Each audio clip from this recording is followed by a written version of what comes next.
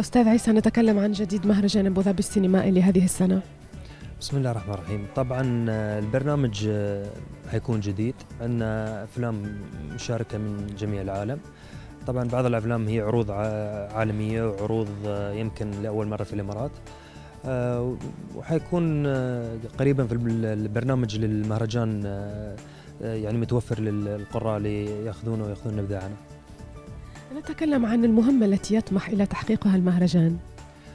طبعا مهمة المهرجان الرئيسية هي فتح ثقافات أخرى، على نتحاور مع ثقافات أخرى.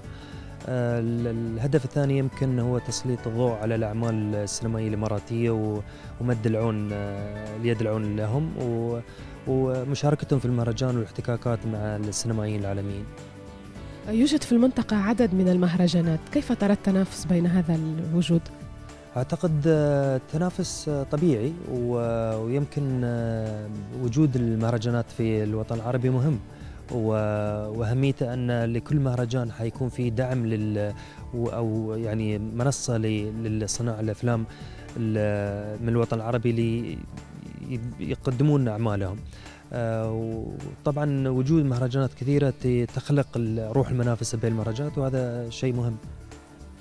نتكلم عن دور مهرجان أبو ظبي السينمائي وكيف يساعد الجمهور المحلي غير المعتاد على ارتياد السينما.